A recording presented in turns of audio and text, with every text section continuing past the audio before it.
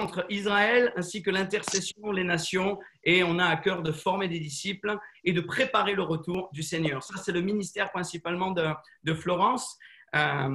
Et cet après-midi, ce qu'on avait à cœur, c'est de recevoir une grosse part de son ministère pour pouvoir… Je voyais une épée cet après-midi. Je voyais vraiment une épée qui allait venir séparer.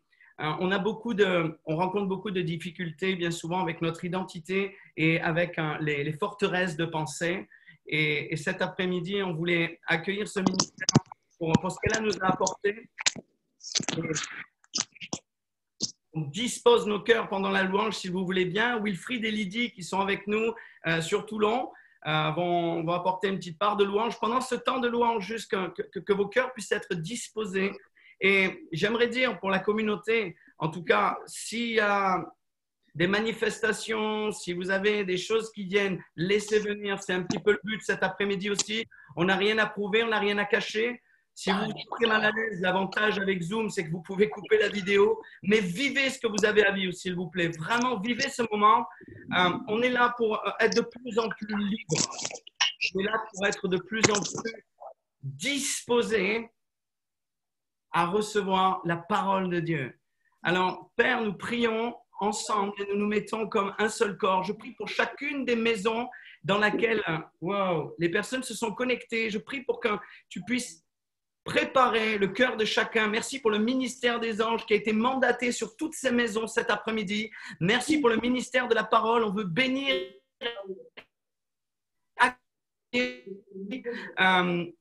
avec tout ce qu'il y a à apporter à travers Florence cet après-midi. On vous souhaite la bienvenue à tous. Merci Wilfried et Lydie. Vous pouvez nous amener là où vous le souhaitez. T'adorer, mon Dieu.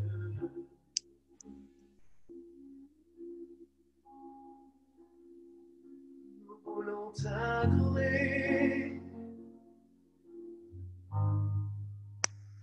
T'adorer, toi seul.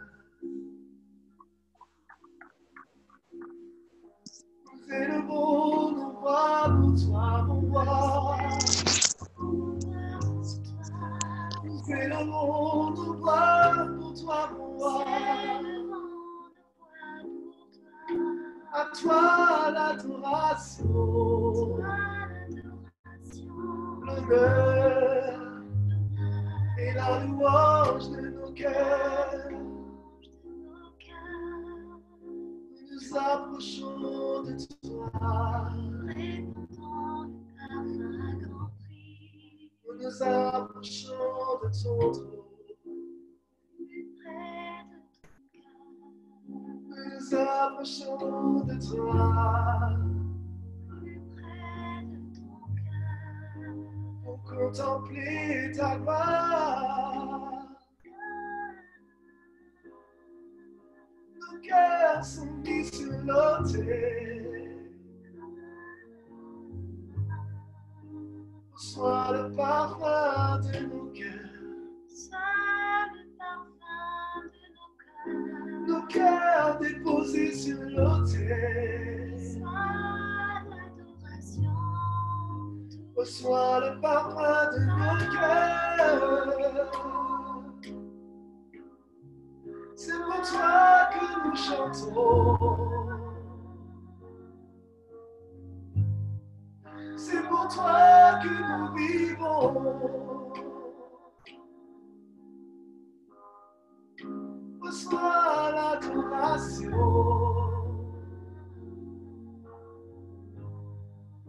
de nos cœurs déchirés sur l'autel. Nos voix s'unissent à celles des anges pour déclarer que tu es saint, saint, saint. Nos voix s'unissent à celles des anges pour déclarer que tu es saint. Tu es saint.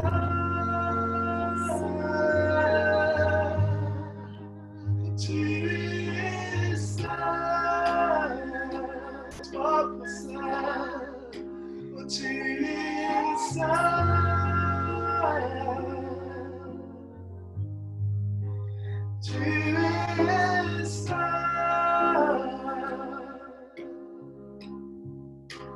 Tu es saint.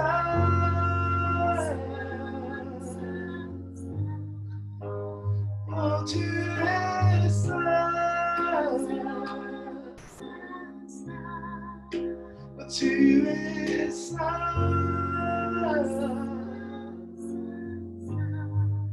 Oh, tu es saint. Ouvre les yeux de nos cœurs pour recevoir ta parole. Ouvre les yeux de nos cœurs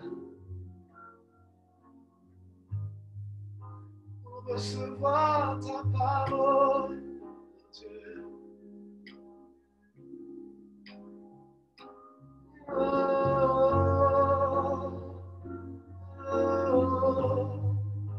nos cœurs sont ouverts. Dispose nos cœurs.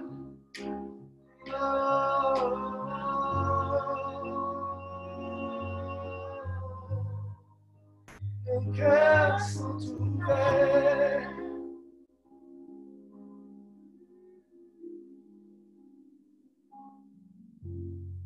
Je vois Simon de lumière ouvrir les cœurs pour toi. Je vois Simon de lumière créer un chemin dans nos cœurs pour toi. Nous t'accueillons, Seigneur. Merci, Seigneur, pour ta présence au milieu de nous. Merci, Esprit de Dieu. Viens, souffle, Esprit des quatre vents sur tes enfants. Nous honorons les anges qui travaillent avec toi. Merci pour les anges, Seigneur. Nous recevons la provision que tu as préparée pour nos cœurs.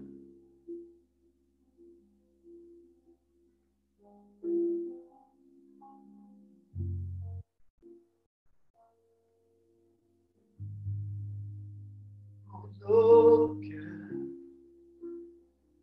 Nous recevons la provision divine que tu as préparée pour nos cœurs.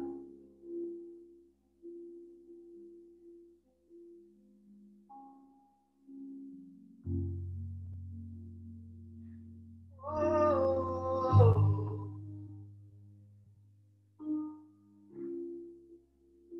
contemplons ta gloire.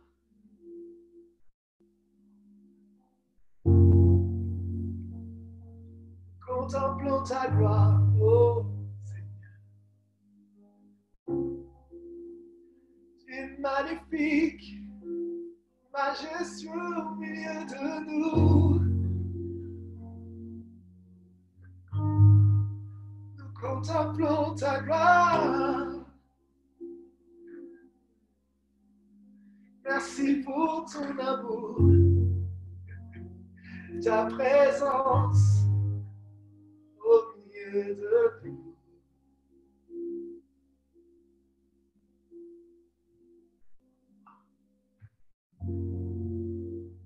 Merci Seigneur pour ta présence au milieu de nous. Ton amour parfait. Merci pour ton amour, Jésus. Merci pour ces temps qui sont préparés. Merci pour les anges qui sont positionnés. Merci Saint-Esprit. Merci au Saint-Esprit de Dieu aussi qui sont là. Merci pour ce que tu prépares dans nos cœurs. Merci pour ce sillon de lumière qui vient et qui chasse les ténèbres et qui ouvre un chemin dans les cœurs. Nous sommes disposés, Seigneur, à recevoir la provision que tu as préparée pour les cœurs. Nous sommes disposés à recevoir une nouvelle identité. Merci, Seigneur. Prépare nos pensées, Seigneur. Que nos pensées soient captives à l'obéissance de Christ. Qu'elles soient reliées au cœur du Père.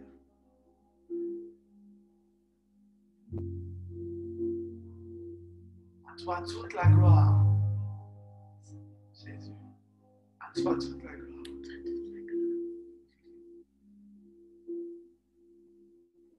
À toi toute la gloire, Jésus.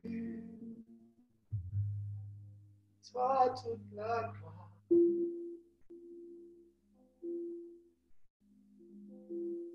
À toi toute la gloire, Jésus.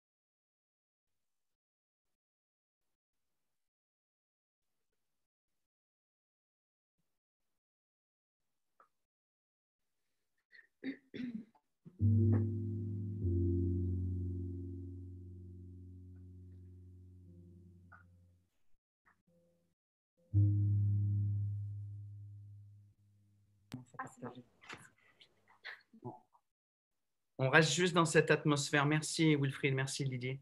On va te laisser toute la place. Wow. Saint-Esprit. Florence, Oui, me voilà. on t'accueille vraiment avec honneur et avec plaisir. Merci beaucoup. Merci à tous pour votre présence. Vraiment, cet après-midi, c'est un rendez-vous de famille. On ne se connaît pas, mais je sens vraiment que Dieu va agir en profondeur et je me réjouis de vivre ce qu'on va vivre ensemble pour sa gloire. Merci, Florence. Amen, amen, amen.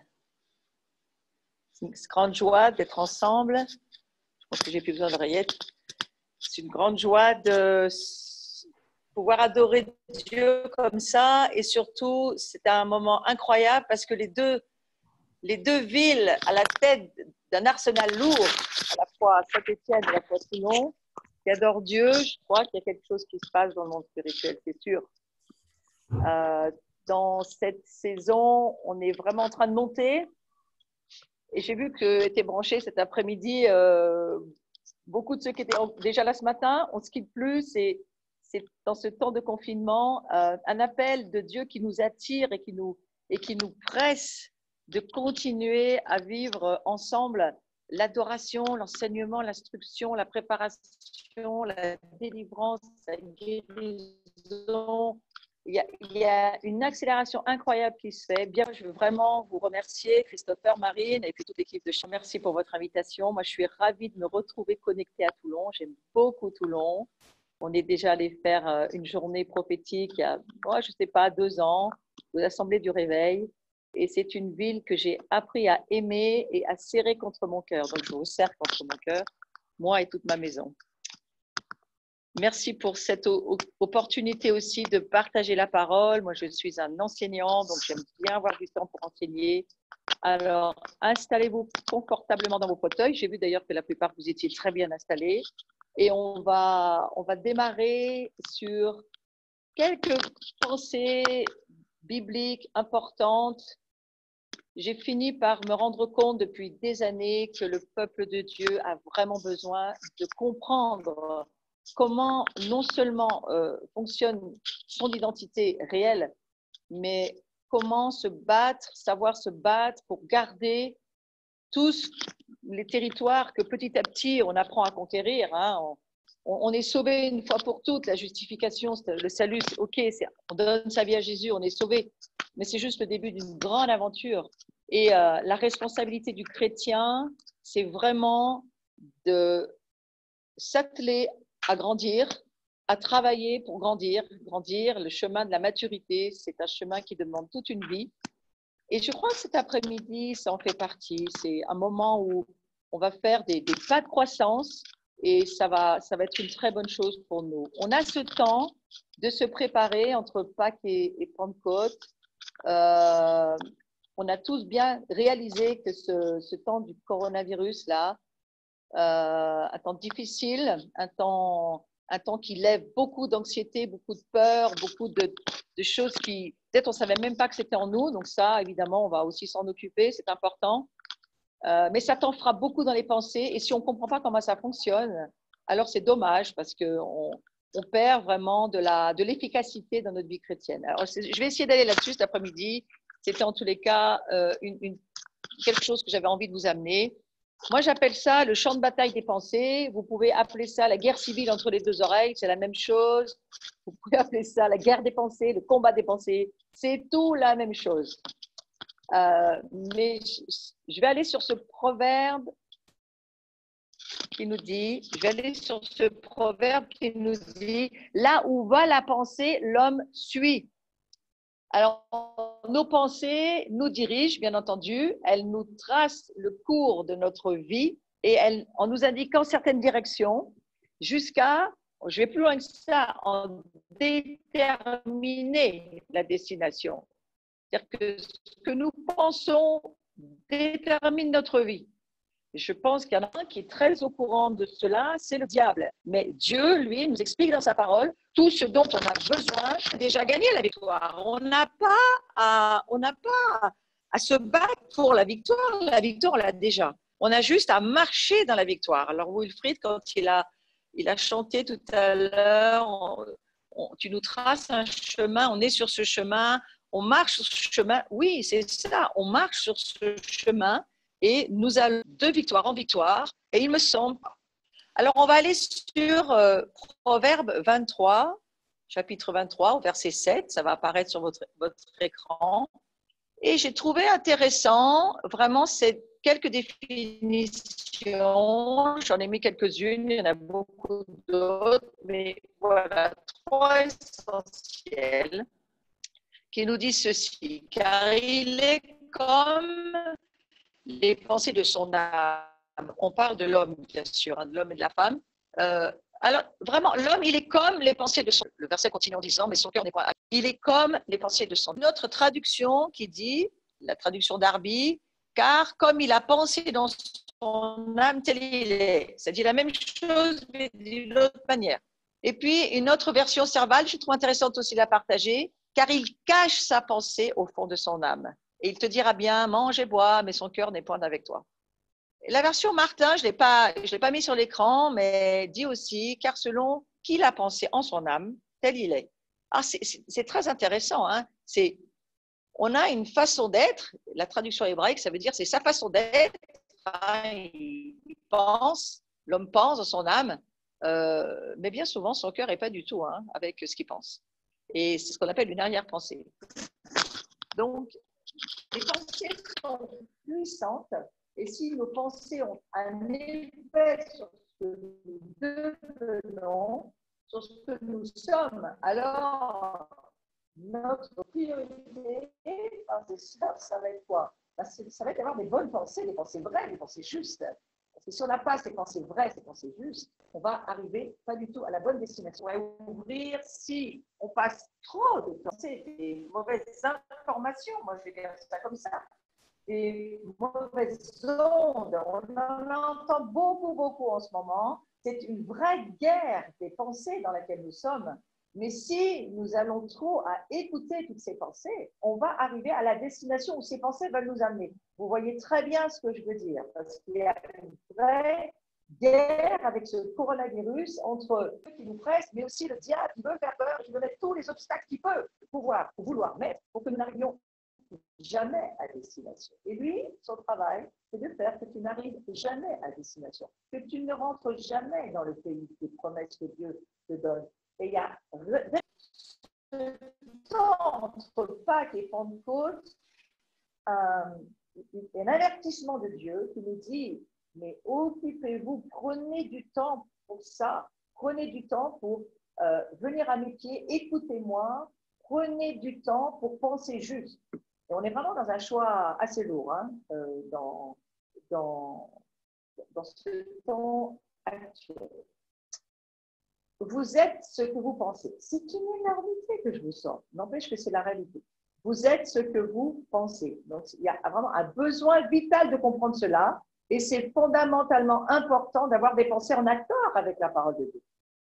Ce verset de Romains 8 qui nous dit « Ceux qui vivent selon la chair et qui sont dirigés par ses désirs impies, ils fixent leurs pensées et recherchent ce qui fait plaisir à la chair. Mais ceux qui vivent selon l'esprit et qui sont dirigés par les désirs de l'esprit, de nouveau, ils fixent leurs pensées et recherchent ce qui fait plaisir à l'Esprit Saint. Et le mot pensée ici, c'est vraiment le mot charnière, le mot clé. Et si nous sommes dirigés par les désirs de la chair, si on pense aux choses de la chair, on va marcher comme on pense. Alors moi, je vous pose une question. Est-ce que vous savez vraiment ce que signifie au niveau biblique le mot chair?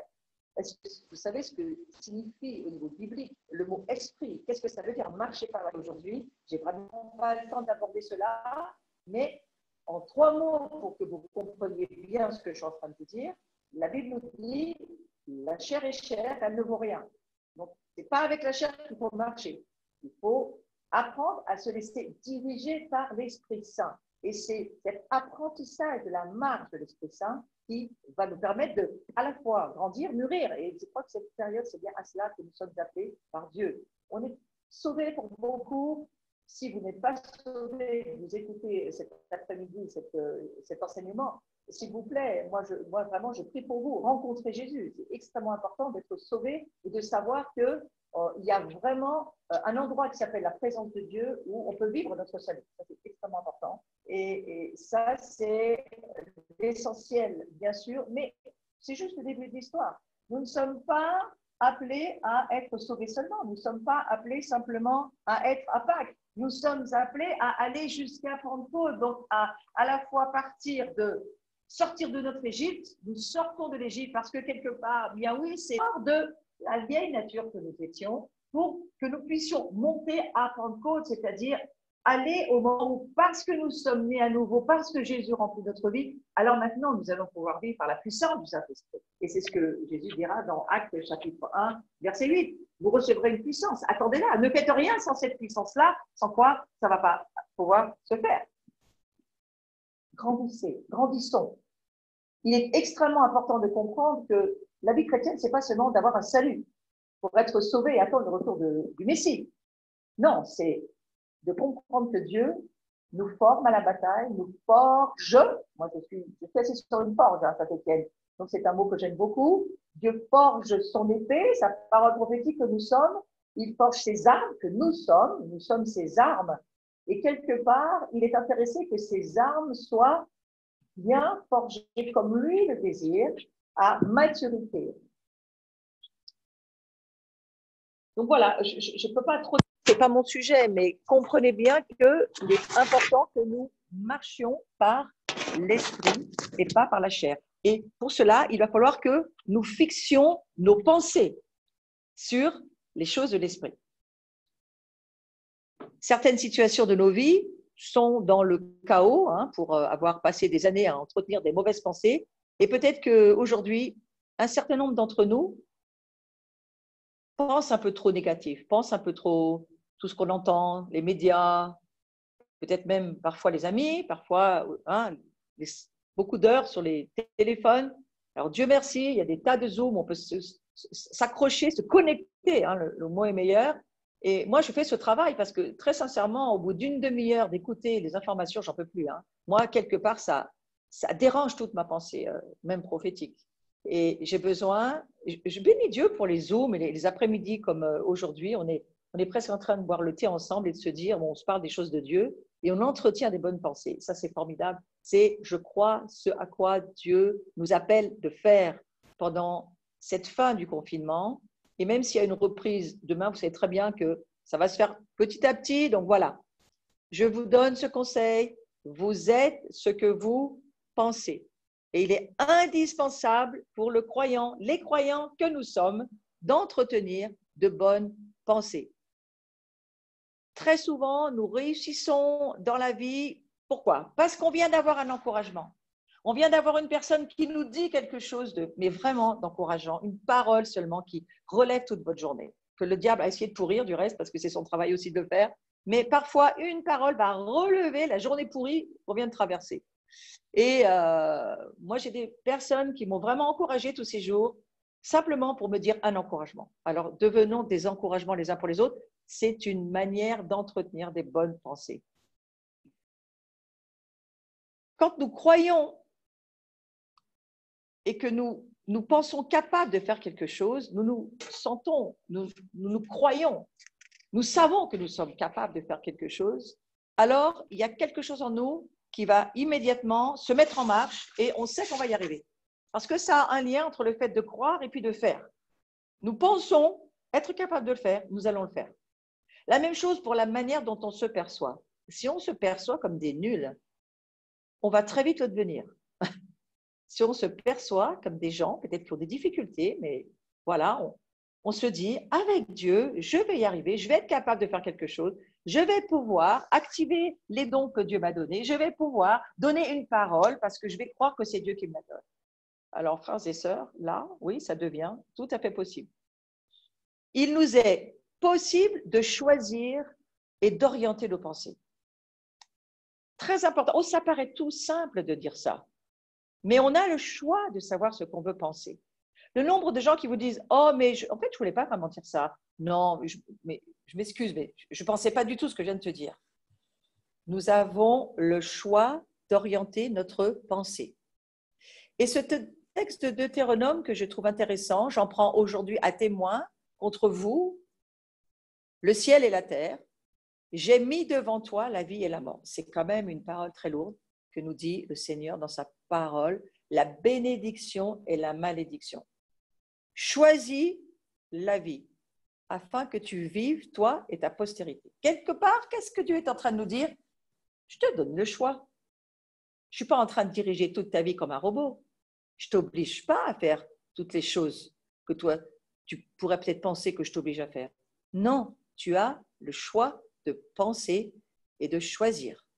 Donc, chaque jour, des milliers de pensées nous assaillent pour vivre selon l'esprit ou pour vivre selon la chair. Notre esprit a besoin d'être renouvelé. Je vais le développer un petit peu plus loin, mais véritablement, nos mentalités charnelles, qu'est-ce que je veux dire par là? Les mentalités terrestres, profanes, les mentalités qui n'ont rien à voir avec ce que nous dit la parole de Dieu. Pour ça, bien entendu, il faut lire la parole de Dieu pour savoir ce qu'elle dit. Si on ne sait pas ce que dit la parole de Dieu, c'est difficile d'avoir du discernement. Et pour un peuple prophétique, si nous ne connaissons pas la parole de Dieu, nous ne pouvons pas du tout marcher sur le chemin de la prophétie.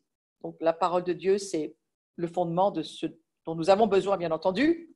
Mais ceci dit, nos mentalités, parce qu'on a encore bien souvent des mentalités charnelles, elles sont tellement accoutumées à l'absence de contraintes que nous n'avons aucun effort à fournir pour entretenir de mauvaises pensées. Vous savez ça?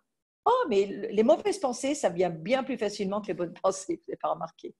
Et à l'inverse, nous devons choisir d'entretenir de bonnes pensées. Et parfois, ça demande un effort de se dire, regardez le nombre de gens qui vivent des guérisons, des délivrances, combien de remerciements. Dans la Bible, sur 10 boiteux, il y en a un qui a dit merci à Jésus. Vous voyez, pourtant, c'était des bonnes pensées, ça.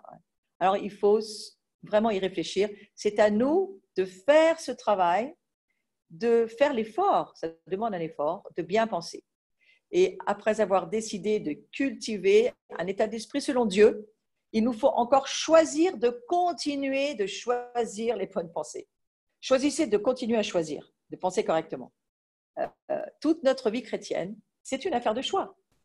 Vous êtes devant une situation, aujourd'hui, il y a beaucoup de situations anxiogènes, des situations qu'on trouve parfaitement injustes, des situations où on se dit même, mais c'est tellement manipulé, contrôlé, c'est tellement quelque chose de fabriqué par le monde des ténèbres, on en arrive à être exaspéré et toutes ces pensées-là, il va falloir faire des choix On les accueille, ces pensées, on monte avec au créneau, on en fait quoi? On les pose à Dieu, puis on les oublie, on fait quelque chose avec, on a plein de choix. Il faut choisir. Combien de fois on va avoir le choix de pardonner à tout ce qui nous offense dans cette saison? Quand on voit la mort qui s'abat sur des gens qui n'ont rien fait, sur l'Église, des accusations fausses, mensongères, tout ce qu'on entend dire, on a des choix. On va penser quoi? C'est une vraie question pour la saison. Est-ce qu'on va choisir d'aimer encore quand c'est plus possible d'aimer? Est-ce qu'on va choisir de pardonner quand on n'a plus du tout envie de pardonner? On va encore choisir de pardonner? Pourtant, c'est ce que nous dit Jésus. Parce que si on ne fait pas ça, Dieu ne nous pardonne pas. Là, ça devient un peu plus chaud. Donc, il faut changer notre façon de penser pour croire. Et c'est quelque chose que j'ai mis des années à comprendre. Alors maintenant, vous gagnez beaucoup de temps si ça peut vous aider. Moi, je vous donne, en tous les cas, des choses que j'ai compris par la grâce de Dieu. Mais vraiment, ça m'a aidé toute ma vie. Alors, ça peut peut-être vous aider, vous aussi, je l'espère. Mais je lisais ce verset il y a quelques années de Marc 1, 15 qui dit ceci: « Le temps est accompli, le royaume de Dieu est proche.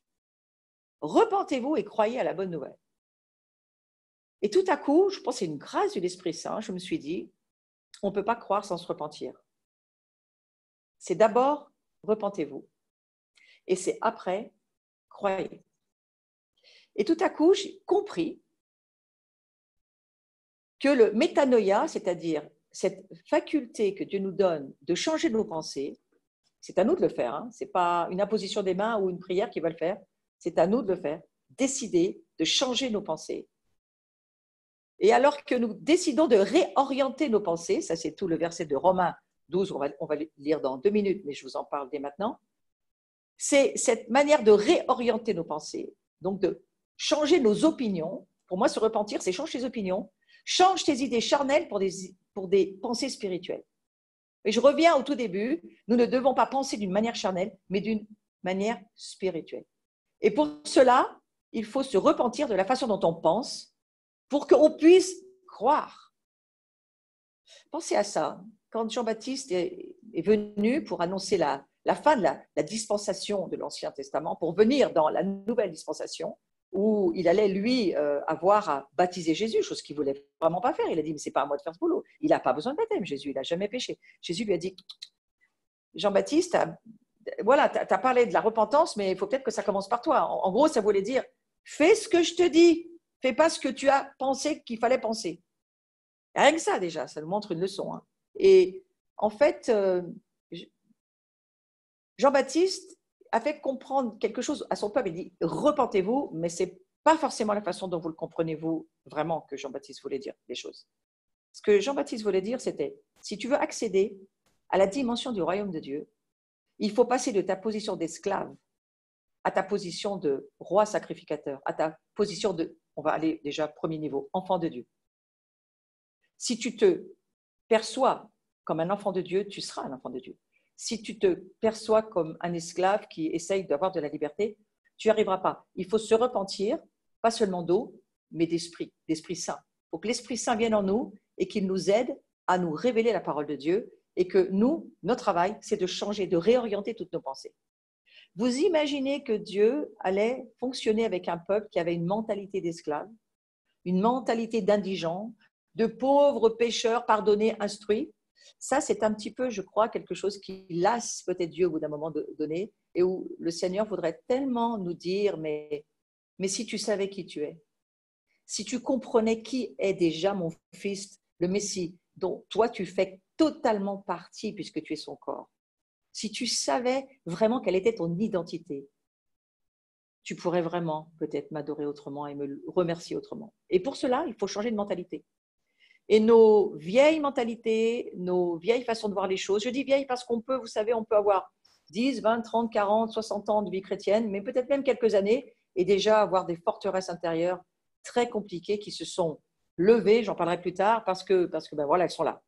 Donc, il faut comprendre l'importance de changer nos opinions, changer nos pensées, réorienter notre façon de voir les choses de façon à ce que nous puissions croire ce que Dieu dit. Vous avez déjà vu Narnia, le film? Il faut passer l'armoire pour ceux qui l'avaient vu. Ceux qui ne l'avaient pas vu, écoutez, il y a des DVD, vous pouvez quelque part essayer de le récupérer. mais c'est extraordinaire, la compréhension qui nous aide de se dire, il faut passer de ce monde, passer l'armoire et rentrer dans le monde de Dieu. Et pour ça, il faut se repentir, il faut changer nos pensées. Soyez continuellement, alors vous voyez, moi j'aime bien cette traduction parce que ça veut dire continuellement, ça veut dire qu'il ne faut jamais vous arrêter. Toute votre vie, il va falloir le faire. Continuellement, soyez transformés par le renouvellement de votre pensée. Notre pensée doit continuellement être renouvelée, changée, transformée. C'est un chemin. Jésus n'est pas une porte seulement. Il est la porte pour le salut, mais il est le chemin pour la sainteté, la sanctification. Il est le chemin pour arriver jusqu'au Saint des Saints, arriver jusqu'à cette présence de Dieu avec laquelle nous marchons, mais qui nous amène de profondeur en profondeur. Et j'aime bien cette version qui dit « Ne vous conformez pas au siècle présent ». Alors, c'est d'autant plus vrai cette saison, d'autant plus vrai avec tout ce qu'on entend. Ne conformez pas vos pensées à tout ce que vous entendez. Oui, bien sûr, restez chez vous. Maintenant, on va arrêter de le dire parce qu'on va pouvoir sortir à partir de demain, au moins quelques-uns. Mais c'est important de se dire « Il faut que mes pensées soient transformées ». Et au fond, cette saison nous aide quand même quelque part parce qu'on est en train de changer toutes nos habitudes, on est en train de voir toutes les choses, tout ce qu'on faisait, on ne va plus pouvoir le faire, on ne refera peut-être jamais les choses comme on les a faites. Et qu'au travers de ça, ça nous oblige à une élasticité, ça nous oblige à des changements de manière de faire, ça nous demande de réfléchir même dès qu'il faut sortir, dès qu'il faut faire quelque chose. Écoutez, ça ne fait pas de mal à toutes ces forteresses intérieures qui sont si vite montées dans l'humanité charnelle. Donc, pour recevoir les révélations de Dieu, pour recevoir ses pensées, tout au long de notre processus de croissance, nous devons continuellement laisser la parole de Dieu changer notre entendement, notre mentalité, notre façon de penser et nous laisser transformer dans nos pensées totalement. Et on est juste en train de continuer à le faire. Le premier commandement que Jésus a donné dans son ministère public, c'était, vous savez, c'est vraiment un commandement. C'est pas fais-le si vraiment tu te sens bien. Non, non, c'est repentez-vous et croyez. Repentez-vous. Changez votre manière de penser. Vous ne pouvez pas entrer dans le royaume de Dieu si vous ne changez pas votre mentalité. Et tout à l'heure, on verra à la fin de cette heure que nous allons aller pour détruire des mentalités qui sont en nous et qui sont squattées par des présences en nous et qui ne s'en iront pas jusqu'à ce qu'on leur dise de partir. Ça s'appelle la délivrance. Et ça, je vous promets que ça va se passer dans pas très longtemps. Après sa résurrection, Jésus a dit à ses disciples que la repentance et le pardon des péchés seront prêchés en son nom à toutes les nations, à commencer par Jérusalem. Donc, vous voyez, cet changement de voir les choses jusqu'à Jérusalem. Même les Juifs, ils vont avoir besoin de changer leur pensée, parce qu'un Juif aujourd'hui, il a besoin, s'il n'est pas messianique, il a besoin de rencontrer son Messie. Lui aussi, il a un grand chemin à faire dans la révélation, croyez-moi. Donc, d'abord, la repentance et ensuite, le pardon des péchés, c'est là où nous en sommes.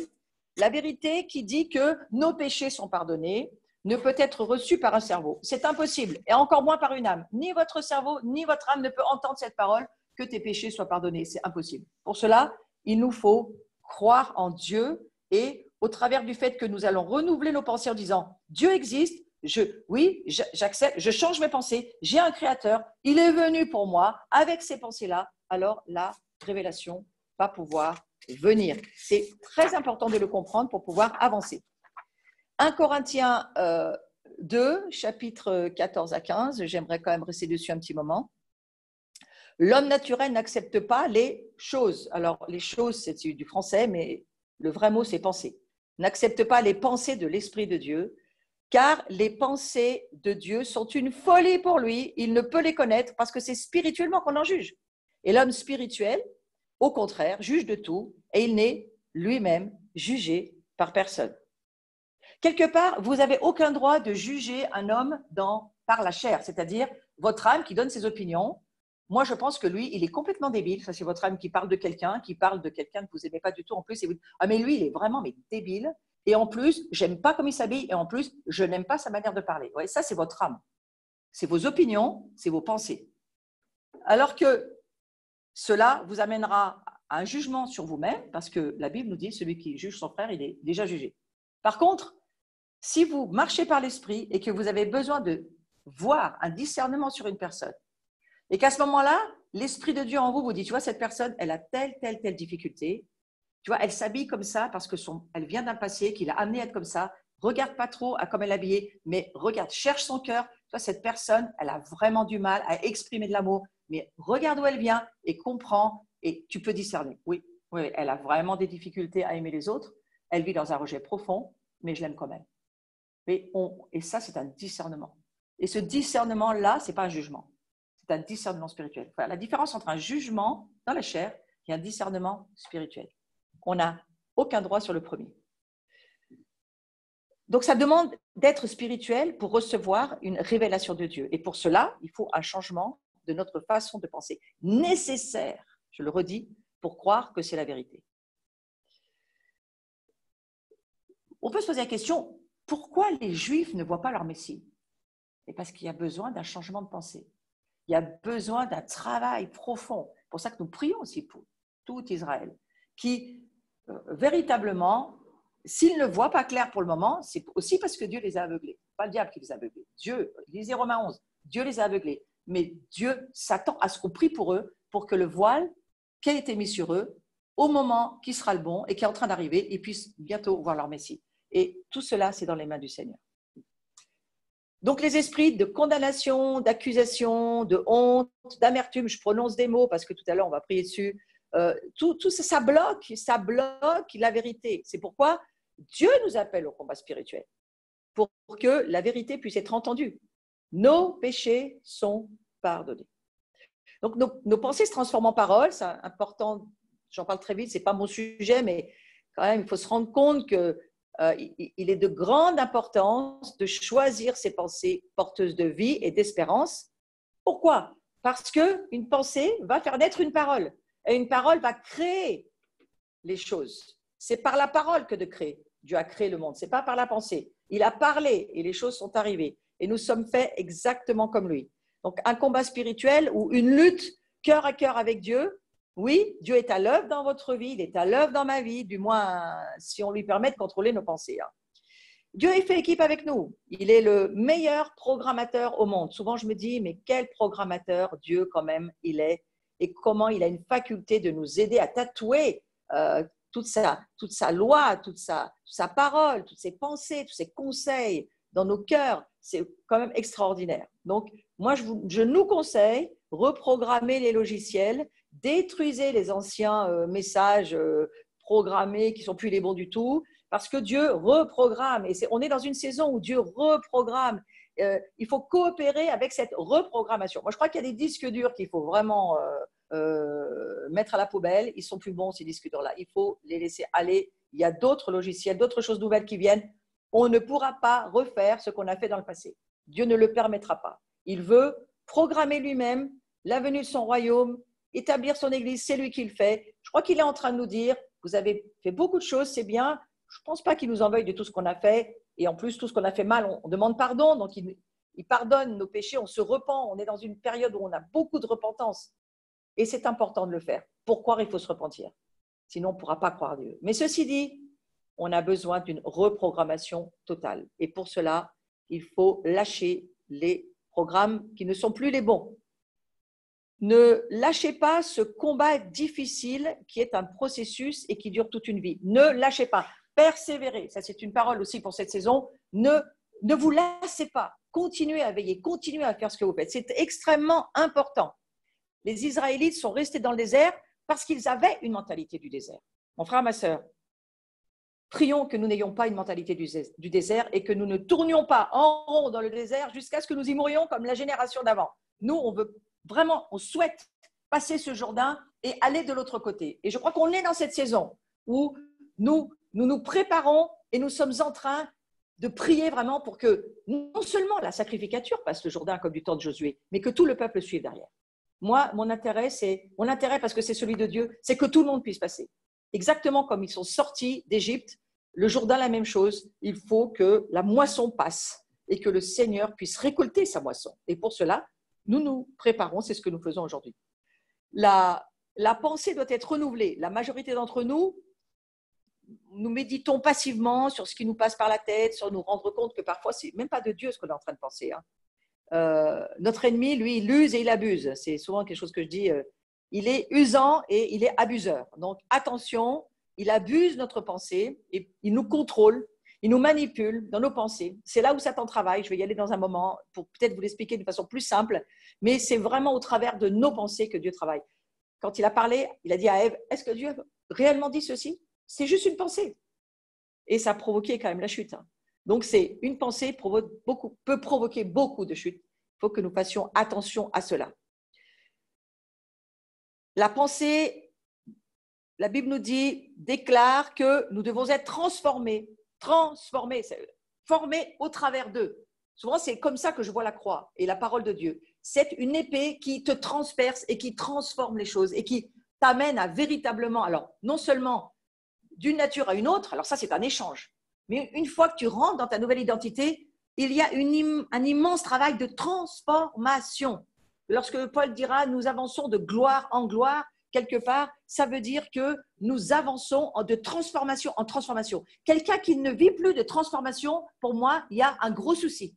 Il y a quelque chose dans sa vie qui bloque ou quelque chose où il s'est fait arrêter et où il faut qu'on arrive à comprendre pourquoi ça ne fonctionne plus pour lui. Mais il y a quelque chose du diable qui s'est mis au travers. Attention, nous devons prendre conscience de notre capacité, oui c'est là où j'en suis, à contrôler nos pensées. La capacité habilitante, la Bible nous dit, pour moi c'est la définition de la grâce. La grâce c'est une capacité habilitante qui te donne une habilité pour faire les choses. Et Dieu nous dit, je vous donne la capacité habilitante pour laisser votre pensée être renouvelée, être changée. Mais ce n'est pas moi qui vais le faire, c'est vous. Au travers du fait que vous lisez la parole de Dieu, que vous priez sur la parole de Dieu, que vous laissez cette parole rentrer en vous, cette parole, en vous soumettant à Dieu, elle chasse les mauvaises paroles et donc pensées, parce que derrière parole, il y a pensée, de l'ennemi. Moi, j'ai vécu beaucoup de délivrance dans ma vie, en chassant beaucoup de démons, on est d'accord, mais pas seulement. En lisant la parole de Dieu. Alors que je lis la parole de Dieu, pendant des années, j'ai senti ma vie être transformée. Je crois qu'il y a beaucoup de démons qui m'ont quitté aussi. On les sent pas. En tous les cas, je peux vous dire, j'ai plus la même vie aujourd'hui. Donc, la Bible, c'est vraiment quelque chose qui transforme.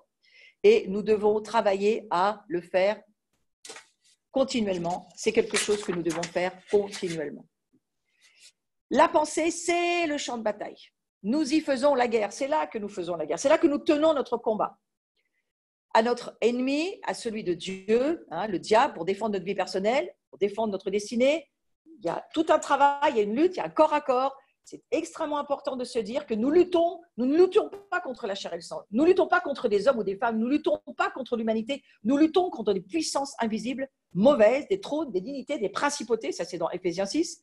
Et que, quelque part, c'est le champ de la bataille, c'est dans les pensées. C'est là où Satan peut tenir une vie avec une seule pensée, qui va devenir une forteresse, idée, idéologie, idole. Ça peut devenir une idole, mais une pensée peut devenir une idole dans ta vie et qui fait que tu ne peux plus avancer, tu es coincé parce que l'idole est là et il va falloir la détruire pour pouvoir avancer. Donc, nous prenons les décisions qui vont déterminer nos vies et nous devons discerner si dans nos vies, il n'y a pas quelques pensées qui pourraient devenir des idoles qui nous rendront idolâtres, alors à ce moment-là, ça c'est sûr. Vos pensées sont décisives, et je dis aussi ceci parce que c'est un temps pour le dire, nos pensées sont décisives pour notre santé physique, mais aussi pour notre santé mentale, pour notre santé émotionnelle et pour notre croissance spirituelle. Nos pensées sont décisives. Vous voyez, c'est bien, je crois que Dieu veut guérir, délivrer, Dieu veut aider, Dieu nous aime, et c'est quelque chose qu'un père vient faire, il vient aider ses enfants, et il le fait. Mais écoutez ceci, ça fait partie aussi de ces cours que je donne les jeudis sur les fondements de la vie chrétienne, parce que je me dis toujours, vraiment, il faut sortir de l'ignorance et comprendre ce que Dieu essaye de nous dire. Alors, Neil Anderson, c'est un médecin qui a écrit ceci, et je vous le lis juste pour votre édification, et ça m'édifie moi-même à chaque fois. Notre passé a déterminé notre système de valeurs présent. Et ça déterminera notre avenir, à moins de sérieusement y prêter attention. C'est un médecin qui parle, médecin chrétien. Si nous connaissions Dieu, notre comportement changerait instantanément et radicalement. La connaissance de Dieu est indispensable à la maturité et à la liberté. La santé et la liberté mentale sont essentiellement déterminés par une juste compréhension de Dieu, une bonne relation avec lui. Si nous voulons avoir une bonne santé mentale, une bonne santé spirituelle, tout va dépendre de la connaissance que nous avons de Dieu. Pas de tout savoir sur Dieu ou d'avoir des grandes listes d'un tas de choses et puis on sait des choses sur lui. Non, ce n'est pas ça que ça veut dire. Connaissance en hébreu, ça veut dire Adam connu Ève. Ils se sont tellement rapprochés que finalement, Caïn et Abel sont arrivés. Oui. C'est la connaissance spirituelle hébraïque, c'est lorsque l'esprit de Dieu rencontre notre esprit et qu'ils communient ensemble, qu'il y a une union commune des esprits et à partir de là, il y a une production, il y a quelque chose qui vient à la vie. Eh bien, c'est cela. Lorsque nous connaîtrons Dieu dans la commune union, dans l'union conjugale, dans l'union commune de l'esprit, c'est à partir de là qu'on ira bien, frères et sœurs. Vous comprenez pourquoi il faut passer du temps dans l'adoration. Vous comprenez pourquoi il faut apprendre à se détendre, à vivre avec Dieu, à Shalom, c'est le nom de votre communauté, gloire à Dieu, à être dans le shalom de Dieu, lui proposer à lui aussi un endroit de repos, parce que c'est ce qu'il cherche. Il cherche des endroits où on a la paix et la joie de le connaître, de l'accueillir pour qui il est et de passer du bon temps avec lui. Pour moi, l'adoration, c'est ça aussi. Donc, quelque part, on est, je le redis, responsable de notre entendement, de notre intelligence. Quelque chose qui pourrait vous aider, ce n'est pas forcément dans mon cours, mais je vais vous dire très rapidement, c'est quoi la chair? C'est l'âme et le corps. C'est quoi l'esprit? C'est l'esprit qui est en nous, dans nos entrailles, là où Dieu vient nous sauver. Son esprit rencontre notre esprit, on est sauvé, on est amené au salut. Ceci dit, notre esprit est sauvé, oui, en étant régénéré par l'Esprit Saint, mais notre âme et notre corps ne sont en rien changés en quoi que ce soit ce jour-là. C'est un chemin qu'il va falloir faire pour que tout ce qui était du domaine de l'âme et du domaine de la chair se soumette à Dieu. Pour vous souvenir, c'est quoi l'âme? L'âme, c'est la vie. V-I-E. Alors, ceux qui suivent mes cours, vous le savez déjà, mais je vais le dire à ceux qui ne suivent pas mes cours et ça peut les aider. V pour la volonté, I pour intelligence, E pour émotion. Votre volonté, votre entendement, toute votre pensée, c'est le sujet d'aujourd'hui, et toutes vos émotions forgent votre personnalité. Lorsque Dieu a soufflé dans les narines de l'homme, il a soufflé son esprit et l'homme d'esprit est devenu une âme vivante. Donc cette âme vivante que nous sommes, à la chute, a perdu l'union commune avec l'esprit de Dieu. Donc l'esprit de l'homme est devenu mort, mais l'âme et la chair sont restés bien vivants et bien en chair. Et aujourd'hui, quand vous venez à la vie, c'est votre âme qui vous dirige. Il va falloir rencontrer Dieu pour que vous puissiez le rencontrer en relation. Connaître Dieu, c'est ça que ça veut dire. Donc, pensez, je reviens à mon sujet, ça c'était juste pour vous expliquer ce que c'est qu'une âme, parce que ça peut quand même aider dans le cours. Pensez à vos pensées. Prenez garde à ce que vous pensez. Prenez garde à ce que donc vous entendez. Parce que ce que vous entendez, c'est ce que vous allez penser. C'est ce que nous dit Marc, chapitre 4. La mesure de pensée, d'étude, dont vous vous serez servi pour la vérité que vous entendez.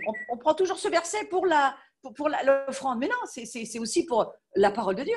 La mesure de ce que nous allons entendre de la parole de Dieu va faire que la mesure dont on se sera servi pour la vérité que vous entendez. Ça sera la mesure de vertu, de connaissance dont on se servira pour vous. Et on y ajoutera en plus à vous qui écoutez. Donc, vous voyez dans ce verset, c'est une affaire de mesure, c'est une affaire de savoir ce dans quoi on investit, ce qu'on écoute pour pouvoir avoir une récolte, une production de ce qu'on a entendu, donc de ce qu'on a finalement pensé. Plus nous passons de temps à penser la parole de Dieu, c'est-à-dire la penser, à la lire, à l'écouter, plus nous recevons de la puissance et plus nous serons capables de pratiquer. Et plus nous pratiquerons, plus nous aurons de révélation. Et plus nous aurons de révélation, plus nous passerons du temps dans la parole, parce que c'est cela dont il s'agit. Et que c'est au travers de la parole de Dieu que nous pouvons quoi? Recevoir la foi. La foi vient de ce qu'on entend, de la parole de Dieu. Donc vous imaginez là, pendant ce confinement, mettez votre vie sur une balance. Tout ce que vous avez entendu de la parole de Dieu, le temps passé avec lui. Là, je crois qu'il nous a poussé vraiment à nous dire, utilise ce temps de confinement pour moi. Maintenant, tu vois, tu es réduit à l'essentiel, tu ne peux plus sortir, vraiment, il y a beaucoup de choses qui ont été réduites. Sers-toi-en, c'est une opportunité où tu prends ce temps pour vraiment travailler sur ta pensée et mûrir vite, parce qu'on n'est pas pressé, mais on est quand même pressé. Et puis, quelque part, à la fois, qu'est-ce que tu as entendu pendant ce confinement? De Dieu, pas de Dieu. Des médias, de la Bible. des autres, de tout ce que ce monde, les réseaux te racontent, tout ce que YouTube te propose, il y a du bon, il y a du mauvais, comme partout. Donc, quelque part, la mesure. Donc, je crois que cette saison, Dieu est en train de nous tester sur la mesure que nous mettons dans notre propre vase. Vous vous souvenez les vierges sages, les vierges folles? Les vierges sages, elles avaient de l'huile. Les vierges folles, elles avaient de l'huile aussi. Sauf qu'elles se sont toutes endormies du reste. Hein. Mais n'empêche que, lorsque l'époux est venu, et on n'en est peut-être pas très loin, les sages avaient assez d'huile dans leur vase. De l'huile, pour moi, c'est l'Esprit Saint qui vient révéler la parole de Dieu. La parole et l'Esprit, c'est toujours les deux en même temps. Donc, quelque part, prenez encore ce temps. Il y a encore, je crois, tout l'été, je crois que jusqu'en septembre, on a encore cette faveur de temps d'être testé sur la mesure que nous allons accepter ou pas, de choisir ou pas. Alors là, le diable, Dieu, c'est vous, choisissez. Hein. Dieu vous dit, moi, je suis Dieu, mais toi aussi, tu peux prendre des décisions. Tu es responsable de ce que devient ta vie. Donc, méditons la parole. Je redis des choses très simples, mais j'avais quand même besoin de les dire. Méditons la parole. Bénis l'homme qui ne marche pas. Marchez, on est vraiment dans une marche. Hein. On monte de Pâques à Pentecôte. Qui ne marche pas, ne vit pas selon le conseil des méchants. Qui ne se place pas sur le chemin où passent les pécheurs. Et ça nous parle d'autant plus qu'en ce moment, la distanciation sociale, les mesures barrières nous obligent à dire où est-ce que je mets les pieds, où est-ce que je marche. Eh bien, frères et sœurs, réfléchissez-y. Moi, ça me parle beaucoup. Et qui ne s'assied pas avec les dédaigneux. En tous les cas, il faut faire attention avec qui on s'assoit cette saison. Mais qui trouve son plaisir et aspire à la loi de l'Éternel. Et qui la médite habituellement. Ça, c'est le mot qu'il faut retenir. Jour et nuit. Juste une petite chose pour vous aider. Le mot méditer, parce que c'est vraiment un mot dans ce passage-là, méditer. Qu'est-ce que ça veut dire méditer? Ça veut dire réfléchir. Ça veut dire projeter ses pensées pour se mettre à contempler. Méditer, ça veut dire projeter tes pensées sur ce que tu décides de méditer. Alors, regarde pas trop les infos, mais regarde aussi les choses que Dieu veut que tu regardes. Il y a beaucoup de choses qu'on peut regarder en ce moment, de très intéressant. Ça veut dire aussi s'occuper d'eux. Ça veut dire prêter attention à quelque chose. À quoi tu prêtes attention? Au nombre de morts tous les jours ou au nombre de vivants et tous ceux qui vont pouvoir être sauvés? Parce que ça aussi, c'est important. Mettre en pratique, avoir du zèle pour faire les choses. Imaginer, préméditer. Moi, j'imagine la moisson, je prémédite. Je me dis, mais Seigneur, tu vas faire. Tu aimes les situations impossibles. Tu aimes les situations difficiles. Et quand tu as une situation difficile, tu la laisses même empirer. Ce qui s'est passé avec les Hébreux en Égypte. Non seulement ils avaient plus de paille, avant on leur amenait la paille pour faire les briques, maintenant c'est même plus vous avez de la paille, vous allez la chercher vous-même et je veux que vous gardiez le rythme. C'est encore pire que, franchement, c'était dur. Et nous aussi, les situations sont en train de devenir difficiles, reconnaissez-le quand même. Mais quelque part, vous croyez que c'est un problème pour Dieu? Non, je pense que Dieu quelque part se laisse être mis à l'épreuve et au défi. Mais il cherche un peuple qui va croire en lui. Même quand il n'y a plus de chemin et qu'ils se sont trouvés devant la mer Rouge, il a encore dit, mettez-vous là et croyez parce que je vais faire quelque chose. Et je crois que c'est ce que nous allons voir arriver, le royaume de Dieu qui arrive et qui s'approche de nous et qui est en train d'arriver. Il faut regarder ce royaume-là et pas regarder tout ce qui se passe autour de nous, que peut-être nous pouvons voir avec nos yeux visibles. Mais frères et sœurs, qu'est-ce qu'elle nous dit la Bible? Les réalités ne sont absolument pas dans le visible. Les réalités sont dans l'invisible. Donc, il faut voir l'invisible. Et c'est une capacité que Dieu va donner au travers du fait que nous réorientons nos pensées et que l'Esprit Saint vient y mettre sa puissance. Donc, on a ce qu'on appelle les états de la pensée. Or, nous avons les pensées de Christ, le Messie, et nous entretenons les pensées, ce que j'étais en train de dire, entretenez les pensées, les sentiments, les intentions du cœur de Dieu. Entretenez les pensées, les intentions du cœur de Dieu. Dieu, il veut que nous entretenions des pensées de famille, des pensées de rapprochement spirituel, des pensées de connexion, des pensées spirituelles. Alors, bien sûr, aujourd'hui, on se dit, mais c'est pas possible dans le naturel. Mais tout est possible dans le spirituel. Dans le spirituel, il n'y a pas d'espace, temps, de limite. Tout est possible à Dieu et c'est incroyablement magnifique c'est croyablement magnifique ce que Dieu est en train de faire en ce moment au niveau de la connexion de l'Ecclésia, cette église qui se retrouve, et comme dit Christopher, on ne se connaît pas, mais on se connaît depuis toujours. Voilà, ça c'est le miracle de Dieu. Quand mes pensées sont-elles normales? C'est quelque chose auquel je voudrais répondre. Certaines personnes posent cette question, quand est-ce que mes pensées sont normales? Alors la Bible, elle te le dit dans Éphésiens 1, au verset 18. Lorsque les yeux de mon cœur, ça veut dire mes pensées, sont illuminés pour que je puisse connaître et comprendre l'espérance de mon appel, les richesses de la gloire de son héritage dans les saints. Les saints, c'est-à-dire c'est nous, hein, les pécheurs. On n'est plus pécheurs depuis longtemps, nous sommes des saints à partir du moment où nous acceptons Jésus. Donc le Saint-Esprit demeure en nous, il connaît les pensées de Dieu. Et alors, les pensées trop affairées sont des pensées anormales. Les pensées saturées de raisonnement, d'angoisse, les pensées remplies de crainte, de culpabilité, de honte, de rejet, ce sont des pensées anormales. Et j'aime bien cette idée, ça c'est un de mes anciens vraiment pères dans la foi qui m'a tellement aidé dans ma vie chrétienne, qui s'appelait Derek Prince, qui disait ceci, parce qu'il est décédé aujourd'hui, mais Jésus il est vivant au ciel, hein, et qui disait ceci, s'il y a une pensée, c'est qu'il y a quelqu'un. Et ça, un jour, ça m'a éclairé. S'il y a une pensée, dans ta pensée, c'est qu'il y a quelqu'un derrière. Ou c'est le Saint-Esprit, ou c'est d'autres esprits. Ouh! Alors moi, j'étais déjà dans la compréhension du monde invisible et de la délivrance et de la compréhension des êtres spirituels mauvais. Hein?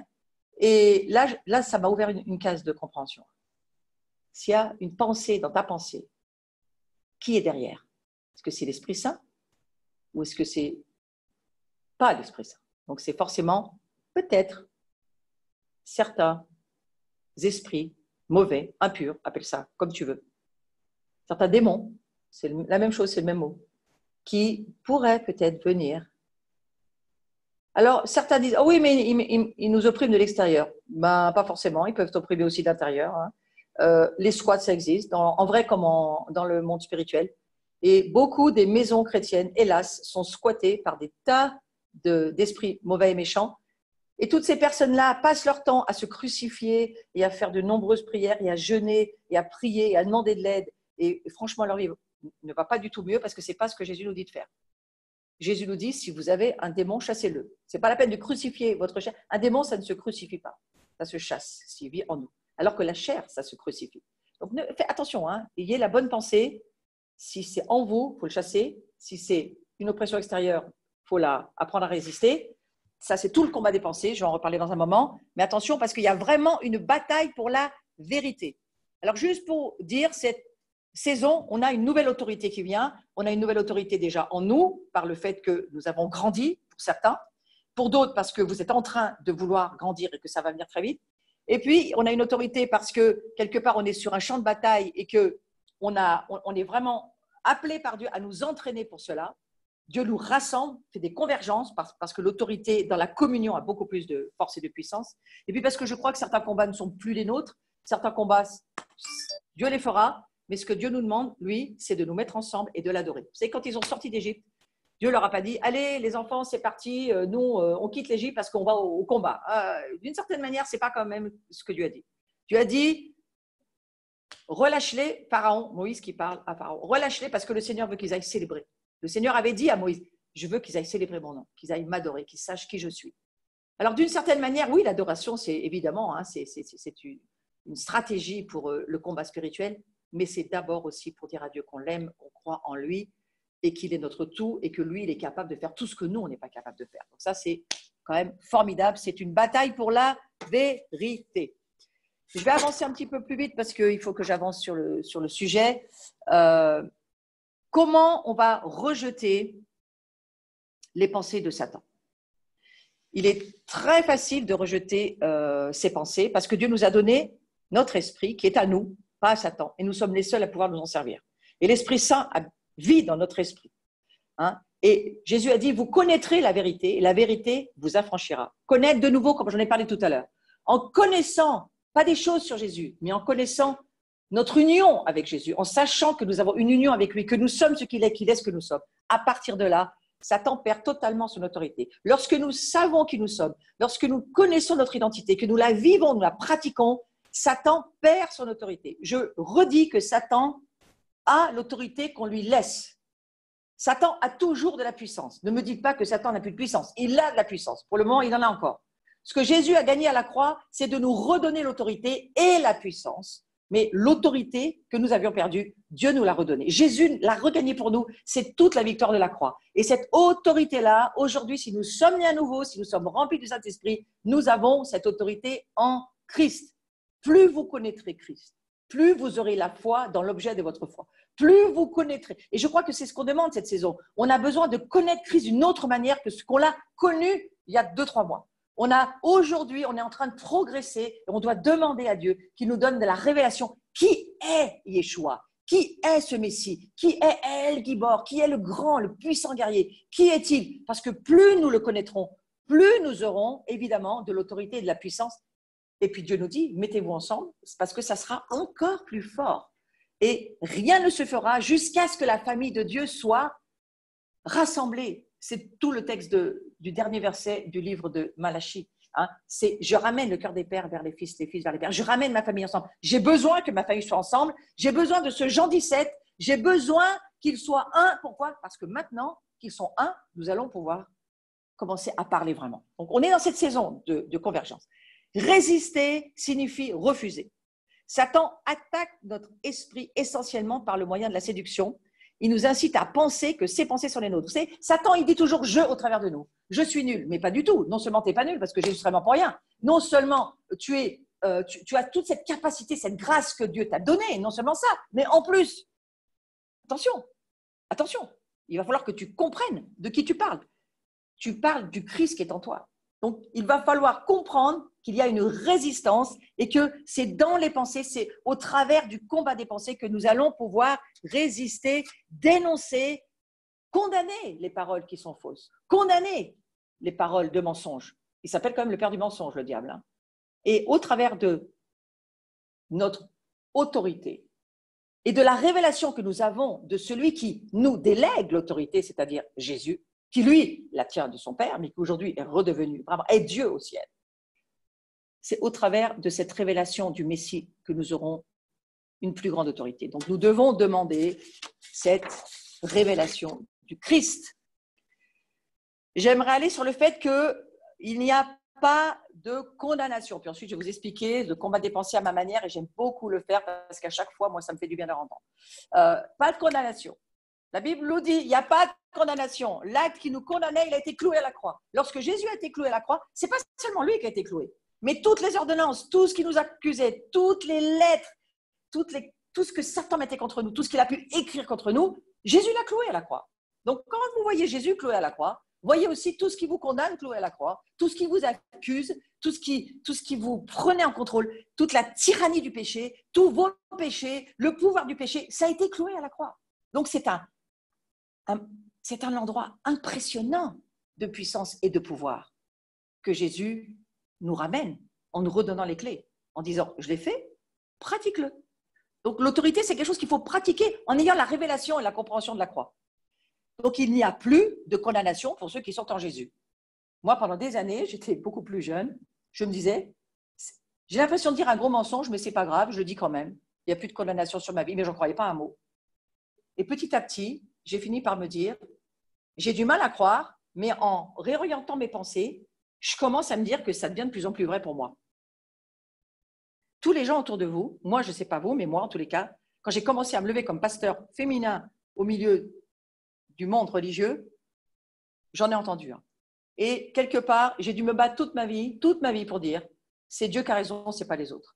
Même dans mon mariage, même avec mes enfants. C'est rare qu'on vous dise que vous êtes super bien, que tout va bien, que vous avez toujours raison. En plus, ce n'est pas vrai. Donc voilà, il y a tout ce combat des pensées. Mais il faut que nous apprenions une chose. Jésus meurt pour nous mettre la copie au propre, pour mettre notre vie au propre et pour que nous puissions croire cette parole. Si vous lui confessez vos péchés, s'il vous montre, il vous convainc de péché, le Saint-Esprit convainc de péché. Le diable, qu'est-ce qu'il fait? Il accuse et il condamne. Donc c'est ça la différence entre les deux. Le Saint-Esprit convainc et la conviction, elle vous amène à une transformation, à un changement qui vous amène dans le positif. La condamnation, l'accusation du diable, deux pensées différentes, hein, l'accusation du diable, la condamnation, elle vous met dans le trou, elle vous accuse et vous avez du mal à vous relever. C'est une grande différence entre les deux. Hein. Donc il faut vraiment faire la différence et le diable va tout faire pour nous accuser, nous condamner, nous dominer. Alors, quand je prononce les mots accuser, condamner, dominer, mettez tout de suite un gros autre mot dessus. Ça s'appelle la sorcellerie. Alors là, moi, je n'ai pas le temps. Il me faudrait encore 3 heures pour vous un cours important sur la sorcellerie. C'est tout le contrôle, toute la domination, toute l'accusation que Satan met dans nos pensées. Et ça marche très bien pour tous ceux qui y croient. Dans le monde occulte comme dans le monde religieux. Si vous vous laissez faire par le diable, il va faire ce qu'il a à faire. Ce monde de la sorcellerie, il faut le mettre dehors, il faut refuser, renoncer, décider de ne pas coopérer avec ces ténèbres-là. C'est extrêmement important. Je vais vous expliquer un jour comment j'ai compris que ça marchait dans nos pensées pour nous battre, et ça peut, je crois, beaucoup vous aider. Vous imaginez que vous êtes dans un aéroport. Alors là, aujourd'hui, c'est un peu compliqué parce qu'ils sont à l'arrêt. Mais imaginez dans le monde d'avant, lorsqu'ils étaient en activité. Aéroport de New York, 20h le samedi soir, vous avez des centaines et des centaines d'avions qui atterrissent, qui décollent, et vous avez cette tour de contrôle qui est là et qui permet que tout se passe bien. Certains avions atterrissent, d'autres pas, certains sont acceptés, d'autres pas. Tout le travail des contrôleurs aériens. Et j'ai eu cette vision du Seigneur qui m'a expliqué, m'a dit, tu vois, dans tes pensées, c'est la même chose. Tes pensées, c'est comme un aéroport, on va dire le tarmac, l'endroit où les avions atterrissent. Et tu imagines que certains avions, eh bien, écoute, c'est des avions gentils, c'est des avions où ils peuvent atterrir, ils sont sur leur territoire, ils ont le droit d'y aller, c'est des bonnes pensées. Et puis, il y a tout un tas d'avions, des petits, des gros. Imaginez tout ce qui existe en termes d'avions. Vous avez des tout petits jusqu'au la 380 qui n'existe plus aujourd'hui. Enfin, c'est quand même un très, très gros avion. Et moi, je l'ai pris moi-même plusieurs fois. Il y a vraiment beaucoup de monde dedans. Donc, quelque part, les mauvaises pensées des mauvais avions, les avions ennemis. Sauf qu'ils ne sont pas forcément marqués sur les cockpits amis et ennemis. Donc, c'est à nous de savoir quel avion on va laisser atterrir sur notre tarmac, qui est le champ de nos pensées, l'endroit où se trouvent nos pensées. Et la tour de contrôle, c'est qui? C'est le Saint-Esprit. Et lui, il va te dire oui, non, rouge, vert, orange, attends, on ne sait pas, attends, laisse tourner en haut, attends avant de laisser atterrir. Et j'ai vu cette vision il y a de nombreuses années. Et le Saint-Esprit me dit, moi je suis dans la tour de contrôle, je peux t'aider pour n'importe quelle pensée. Il y a des pensées plus ou moins importantes. Alors, il y a des petites pensées, on va dire petits avions, 40-50 personnes, même 2-3 personnes parfois. Si tu laisses atterrir et que ce sont de mauvaises pensées, l'avion ouvre, les passagers, les petits démons descendent et ils vont commencer à s'installer dans ta vie. Ça peut être 2, 3, 4, mais ça peut être des avions plus importants. Ça peut être une principauté qui commence à venir s'installer aussi, commencer à faire ses tours et commencer. Alors, ça, au début, une tente, après un petit immeuble, commence à couler une dalle, à monter des étages. Et puis, on finit avec de la population intérieure. Et quand j'ai compris ça, j'ai dit au Seigneur, mais alors Seigneur, il va falloir que chaque pensée, il m'a dit chaque pensée, tu n'as pas le choix. Chaque pensée, tu dois accepter, tu l'accueilles, tu la laisses atterrir dans ta vie, tu l'écoutes, tu la pratiques, tu la parles ou pas. Donc, il faut entretenir, vous comprenez bien, il faut entretenir nos pensées. C'est pour ça que il y a un passage dans Éphésiens qui nous dit « Entretenez des pensées de louange, des bonnes pensées positives, des hymnes, des cantiques », ce qu'on va faire ce soir, et ce qu'on fait beaucoup dans ce confinement. Et ça a été quelque chose, je crois, qui est inspiré par le Saint-Esprit, c'est de passer du temps à lever des bonnes pensées, des bonnes déclarations, donc des bonnes paroles. Une bonne parole, il y a une bonne pensée derrière, ça va avec. Entretenez des pensées de découragement, vous serez découragé. Entretenez des pensées de culpabilité, vous serez victime de culpabilité. Entretenez des pensées d'amertume, vous êtes déjà amer, vous êtes déjà infecté, vous infectez tout le monde. C'est exactement comme le virus. Donc, l'œuvre du Saint-Esprit se chargera de vous aider. C'est ça que je veux dire au niveau de la tour de contrôle. Et quand il viendra, il convaincra, il persuadera le monde de péché, de justice et de jugement. La justice, c'est la droiture du cœur, c'est l'acceptation de Dieu. Donc, il va nous aider à avoir de bonnes pensées, ce très cher Saint-Esprit. Et c'est impossible de tenir ce champ de bataille de la pensée sans lui. C'est pourquoi Jésus dira, vous recevrez, mais nous l'avons. Nous avons reçu une puissance. Une puissance pourquoi? Pour être des témoins. Pour dire quoi? Penser comme Dieu pense. Aller avec la parole de Dieu et penser comme Dieu pense. Donner des paroles de Dieu, donc il faut penser comme Dieu pense. On va aller voir assez rapidement que Satan a la capacité de lier nos pensées. Les stratégies de l'ennemi, on appelle ça des forteresses de pensée dans son empire de la mort. Satan n'a pas, on va dire, une délégation sur les esprits de mort. Il a un empire de la mort et il est le patron là-dedans. Donc, imaginez en ce moment, il a essayé de lâcher son business avec ce virus. Et lui, l'ennemi, il se borne à essayer de loger des mensonges dans la tête des gens. Ce n'est pas tant le virus qui est important. On l'a beaucoup entendu dire par beaucoup de personnes. Et moi, je le pense largement. Ce n'est pas tant le virus, bien qu'il soit extrêmement dangereux, c'est ce qu'il provoque. Et qu'est-ce qu'il va provoquer? Psychose, peur, angoisse, anxiété, tout ce qu'il faut pour détruire la foi, la vie chrétienne, même les relations de la famille de Dieu. Si tu penses qu'une relation de la famille de Dieu, c'est simplement parce qu'il faut être dans la même pièce et se toucher, mais en aucune manière, c'est ça. L'union des esprits n'a rien à voir avec la chair et le corps. D'accord, on se manque, d'accord, on aimerait se voir, on reste incarné. N'empêche que ça n'empêche absolument pas d'avoir une communion des esprits. Donc là, Satan, il n'a pas gagné sa guerre, largement pas. Je crois que même il est en train de la perdre à ce niveau-là. Donc dans ce passage, le mot-clé qui est forteresse, car les armes de notre combat, c'est la vignette 20, les armes de notre combat ne sont pas physiques, armes de chair et de sang, elles sont puissantes par Dieu pour renverser, détruire les forteresses. C'est notre travail. Il faut d'abord commencer par nous. Ce n'est pas peine de commencer par les autres si vous n'avez pas fait votre propre boulot dans votre propre vie. Et donc, il faut commencer par les forteresses qui sont en vous, on va dire des mauvais modes ou mécanismes de pensée établis sur des mensonges, et beaucoup de choses en nous sont établies sur des mensonges. Il faut arriver à le voir et à dire stop, ça c'est un mensonge, c'est pas dans la Bible. Puis même aujourd'hui, c'est plus ma révélation. Et donc quelque part, il faut laisser le Saint-Esprit nous transformer et ne pas laisser le diable nous dominer par ses mensonges. C'est la raison pour laquelle on appelle ça des forteresses, et Jésus dit qu'il faut détruire ces forteresses. Ce processus, ça s'appelle le renouvellement des pensées. Pour moi, renouveler ses pensées, c'est détruire les forteresses qui nous amènent ensuite à pouvoir penser correctement. Capturer la mauvaise pensée. Il faut capturer la mauvaise pensée. Donc, exactement comme dans cet aéroport, avant que l'avion n'atterrisse sur le tarmac, il faut que vous arriviez avec le Saint-Esprit à dire « Ah, cet avion-là, on n'en veut pas, on le capture, on le lit. On ne veut pas cette pensée. Et au nom de Jésus, on refuse cette pensée. Elle n'est pas de Dieu, on ne la veut pas. » Du style, tu ne seras jamais rien, tu ne feras jamais rien, tu n'y arriveras jamais. Capturez cette pensée. Et dites, ça, c'est un mensonge. On va ne plus jamais laisser atterrir cet avion dans notre aéroport. Donc, nous réfutons, il faut le faire, personne d'autre que nous va le faire.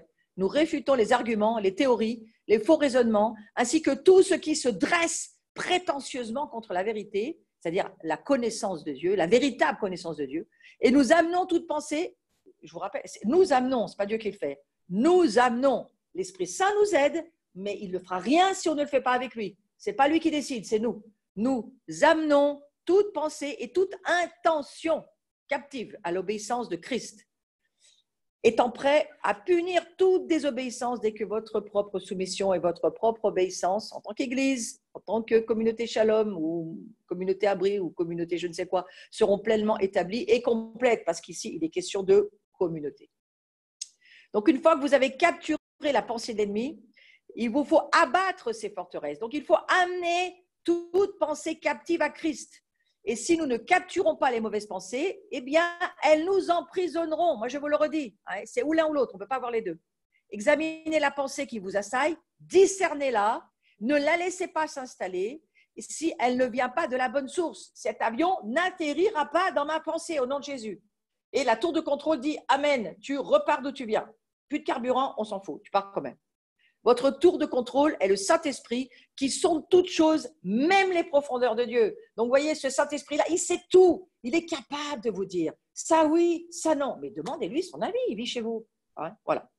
Rejetez cette pensée si elle ne vient pas de Dieu. Combattez-la pour qu'elle ne revienne pas. Et vous savez quoi? Pour combattre une pensée, qu'est-ce qu'il faut faire? Il faut la condamner. C'est ce que dit la Bible. Condamnez-la. Ce n'est pas la peine d'expliquer la Bible à Dieu. Il la connaît. C'est Dieu, il sait. Dites au diable, ça, je condamne cette pensée-là, elle vient du monde démoniaque, juste, je la condamne.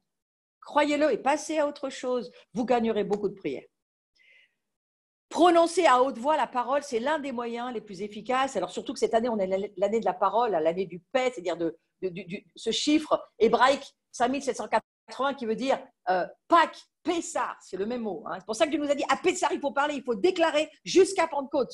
Il faut déclarer ce que Dieu veut qu'on déclare et commencer à déclarer que toutes les forteresses qui sont en nous, qui nous font obstacle, qui nous barrent la connaissance de Christ, qui nous empêchent de voir le Messie, qui nous empêchent de comprendre qui est le Messie, qui nous empêchent de comprendre qui est notre famille, qui nous empêchent de comprendre que l'Église, ce n'est pas une dénomination, c'est une famille qui s'aime et que toute la diversité en fait partie, que les Juifs en font partie, que les Grecs, toutes les nations en font partie. Pour ça, eh ben, la forteresse de l'antisémitisme, il faudrait déjà lui dire, toi, même pas tu viens chez moi. Hein, la forteresse ou la montagne de racisme, celle-ci aussi, il faudrait peut-être lui dire, mais même pas, je t'écoute. C'est tout un travail. Donc, il faut s'affranchir pour demeurer libre. Affranchissez-vous. Choisissez de penser à ce que vous pensez. Faites prisonnières les pensées mauvaises. Ça ne suffit pas. Ah non, ça ne suffit pas. Une fois que vous les avez capturées, ça ne suffit pas. Ensuite, il faut choisir de ne plus jamais la penser. Et ça, c'est une évidence qui peut révolutionner votre vie. Il faut choisir de penser de façon juste. Et pour ça, il faut le Saint-Esprit. Parce que lui, il nous convainc de justice. Saint-Esprit, est-ce que c'est juste de penser comme ça? Oui. Ou non, avec la parole de Dieu. Et mettez des pensées positives à la place des pensées nocives. Ne laissez aucune place au négativisme. Il y a beaucoup de pensées qui sont tellement négatives, et j'y viens rapidement parce qu'on va bientôt se mettre à prier. Le temps est venu. Je ne regarde jamais l'heure, mais je sens que ça va le faire assez. Donc, nous devons porter nos pensées sur tout ce qui est pur. Ça, c'est Éphésiens, je vous donne la référence, Philippiens 4.8. Nous devons porter nos pensées sur tout ce qui est pur. Nous devons porter nos pensées sur tout ce qui est digne d'être aimé. Porter nos pensées sur tout ce qui mérite l'approbation. Et porter nos pensées sur tout ce qui est vertueux et digne de louange. Que Dieu nous aide. Ce n'est pas facile à tenir ce combat-là. Je redis que Moïse a écrit « Choisis la vie, choisis la mort ». La vie, tu l'as en choisissant des bonnes pensées. La mort, tu l'as en choisissant des mauvaises pensées. Nous pouvons surmonter le mal par le bien. C'est ce que Dieu fait dans ce cas précis, dans cette période-là dans laquelle nous sommes. Il transforme le mal en bien. Il va se servir du mal. C'est la synergie de l'erreur. Il est toujours au-dessus du diable. Il laisse le diable faire certaines choses. Mais parce que lui, il va transformer le mal en bien. Et nous, on doit faire la même chose. Et Dieu lève un niveau d'autorité dans l'Église qui va passer par cette obéissance volontaire à la parole de Dieu, mais pas seulement à la parole, à sa volonté. Et ce que Dieu veut, il veut retrouver sa famille, il veut une grande moisson, il veut des sacrificateurs consacrés, il veut surtout des sacrificateurs qui sont capables de gérer leurs pensées, c'est-à-dire les pensées de Dieu et pas celles de l'ennemi. Et pour ça, il faut apprendre à le faire. On va voir quelques exemples de mauvaises pensées, très vite parce qu'on va justement prier dessus. Les pensées néfastes. Moi, j'ai presque envie de dire les pensées qui puent. Excusez-moi, c'est un peu comme ça que je pense. L'inquiétude, les faux raisonnements, c'est vraiment deux artifices majeurs de l'ennemi dans notre vie. Donc, l'inquiétude, les faux raisonnements, la dépression, ça va avec, tous les esprits de mort qui sont accrochés, tout ce monde-là, c'est néfaste. Et il faut discerner et surtout pas fréquenter.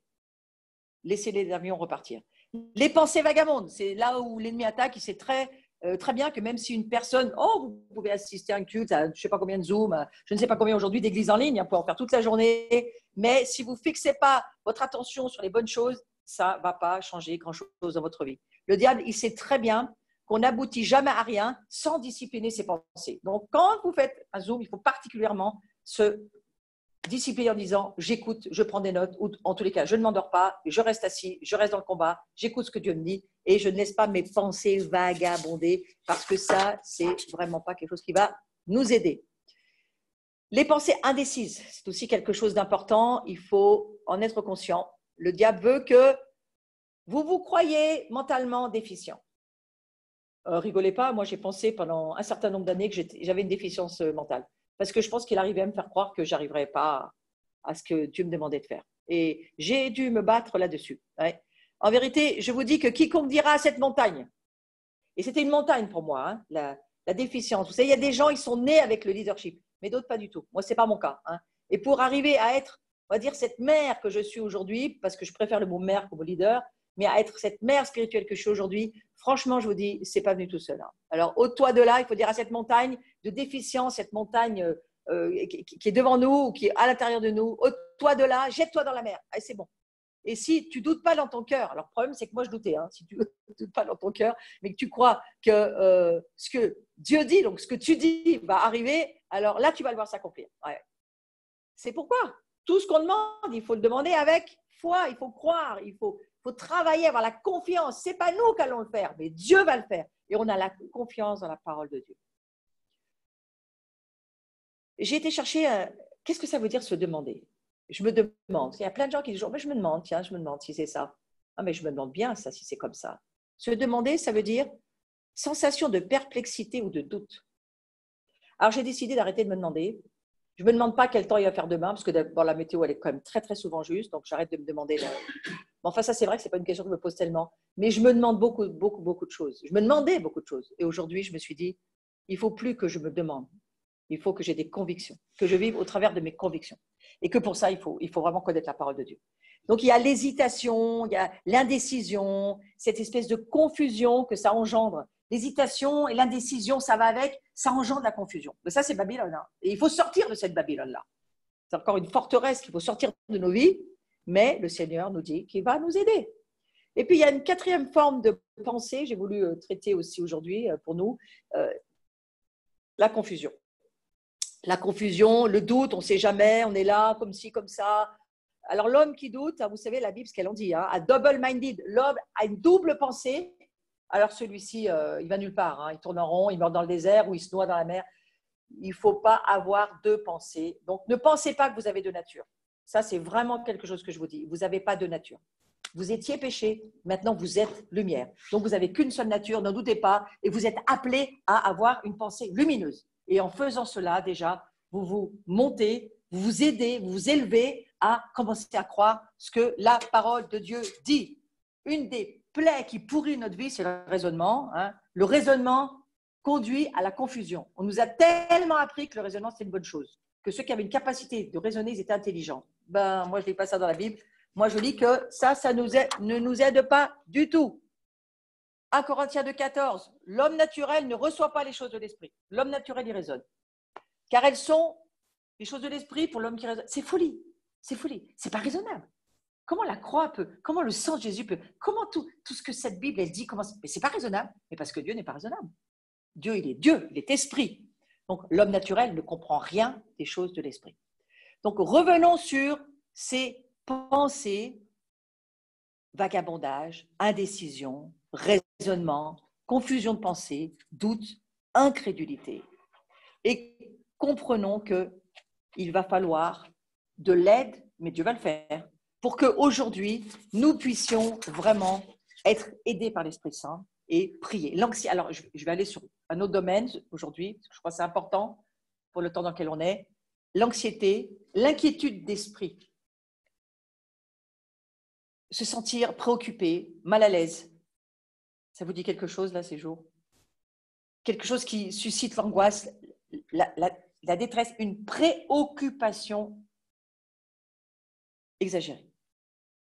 Ne vous inquiétez de rien. Ne vous préoccupez pas de ce qui ne vous regarde pas, en gros. C'est Dieu qui s'occupe de demain. Occupez-vous d'aujourd'hui. Et pensez ce que Dieu veut que vous pensiez aujourd'hui. Et cessez de vous préoccuper de demain. Source de soucis. Hein. Alors, je vous parle du mot inquiétude d'esprit, qu'on trouve dans le psaume 37 au verset 8. Se torturer par des pensées inquiétantes. Au revoir, on va chasser tout ça. Mais ne laissez pas ces avions revenir sur le tarmac une fois qu'on aura prié. Remplissez votre maison de pensées positives, de paroles de Dieu. Ne vous préoccupez pas pour ne pas être angoissé ni rempli d'inquiétude. Comment ne pas être rempli d'inquiétude dans cette saison? Eh bien, en pratiquant ce que Dieu nous dit au niveau des pensées. Il y a une condition pour avoir la victoire, Déchargez-vous sur lui. Déchargez tous les soirs. Déchargez-vous sur le Seigneur. Donnez-lui vos soucis. Lui, c'est jamais trop lourd. Donnez-lui, mais ne vous inquiétez pas. On ne peut pas se décharger si on est inquiet. Donc pour cela, la délivrance, elle sert au niveau mental à libérer nos pensées et à faire qu'ensuite, on peut de nouveau remplir la maison. Et je vais finir par dire ceci. Les bonnes pensées précèdent les bonnes actions. Donc, pensez correctement et puis vous allez agir correctement. Ça, c'est la fin de mon enseignement. Je vais aller sur un dernier verset. C'est tellement important d'aller là-dessus. Je vais aller très vite, mais c'est pour clôturer cet enseignement qui pourrait vous aider. Nous lisons Éphésiens 4, verset 22. Dépouillez-vous de votre ancienne nature. En gros, ça veut dire que vous n'avez plus cette ancienne nature. Ça a été échangé à la croix.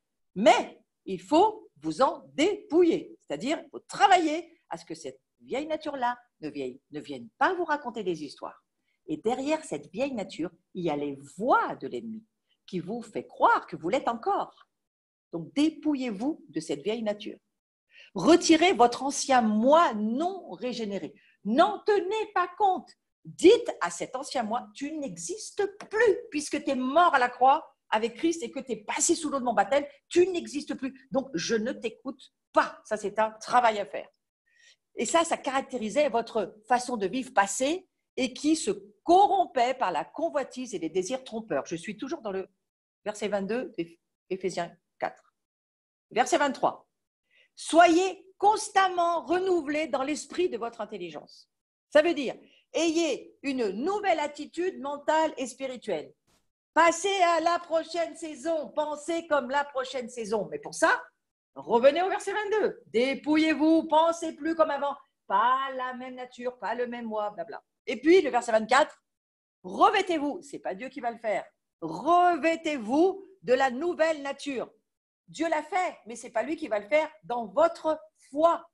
C'est-à-dire, Dieu s'est fait à la croix, tout est accompli. Mais vous, la grâce qui vous est proposée, allez le chercher avec le bras de la foi et prenez-le et commencez à dire, je suis ce que Dieu dit que je suis. Je suis revêtu de cette nouvelle nature. L'échange a été fait à la croix. On n'a pas rafistolé qui vous étiez. Non, on a carrément jeté la vieille, le vieux moi, pour en amener un nouveau. Et cette nouvelle nature, créée à l'image de Dieu, dans la justice et une sainteté que produit la vérité. Voilà ce que dit le verset 24. Donc, vous voyez, le renouvellement des pensées, il se trouve entre la vieille nature et la nouvelle nature. Et vous ne pouvez pas recevoir la révélation de votre identité jusqu'à ce que vous renouveliez vos pensées. On va prier sur ce domaine-là pour que vous puissiez être aidés sur la révélation de qui vous êtes, de qui est Christ, de l'incroyable capacité que Dieu vous donne dans votre nouvelle nature de pouvoir vous servir du Saint-Esprit, la tour de contrôle, et de ne plus, le moins possible, laisser ces avions nocifs, négatifs, ces pensées, on n'en peut plus de tous ces démons qui habitent dans nos pensées et qui doivent sortir. Toutes ces forteresses vont être renversées de façon à ce que vous puissiez vivre un épanouissement et avoir un espace de liberté et être rempli. Et là, c'est votre travail qui vous attend, hein, c'est le mien aussi. Remplissons-nous de la parole de Dieu. Et à partir de là, il y a une puissance qui vient sur nous, une onction qui nous habite. Et ça, je peux vous dire que c'est ce que craint l'ennemi et c'est bien pour ça qu'on va le faire. Amen. Voilà, donc je pense que j'ai donné un enseignement assez complet sur le sujet. Je vais juste m'arrêter un moment, donner la parole à… Avant, je vais faire une prière, pas petite, une prière pour chacun d'entre vous, mais juste pour clôturer cet enseignement. Je vais redonner la parole à Christopher et Marine dans un tout petit moment. Et puis, je ferai du travail sur vos pensées, on va dire ce que j'appelle moi la délivrance pratiquée, juste après les annonces qui sont prévues. Prions 2 petites secondes. Seigneur, je te remercie de ce que tu viens de nous dire. Je te remercie que c'est ta parole qui fait le travail, que c'est ta parole qui est la vérité et qui a la puissance de transformation de ton épouse, de ton âme et ta famille, celle qui transporte ta présence, ce que tu as choisi pour que nous soyons cette génération, peut-être cette dernière génération avant ton retour. Et que c'est toi, Seigneur Jésus, qui a envoyé l'Esprit Saint pour pouvoir accomplir ce que nous décidons de choisir. Et je te remercie qu'aujourd'hui, tu vas nous aider dans le nom puissant de Jésus et que tu le fais parce que tu l'as promis. Amen. Amen. Amen. Ça m'a beaucoup parlé cet enseignement. Merci beaucoup, Florence. Et je sentais vraiment dans mon cœur que je pense que ça serait important que comme un acte prophétique, en fait, on abaisse nos pensées, nos craintes. Et justement, ce qu'elle disait tout à l'heure, Florence, c'était déclarer notre identité. On doit déclarer notre identité en Dieu.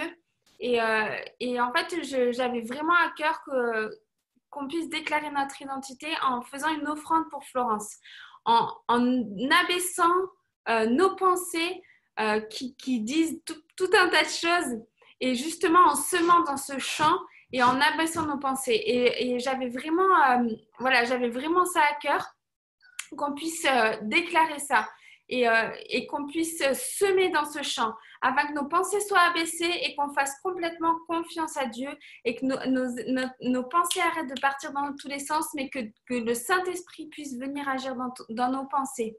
Et donc Bruno, il a mis un slide là. Peut-être Bruno, tu pourrais le lever parce qu'on ne voit pas l'adresse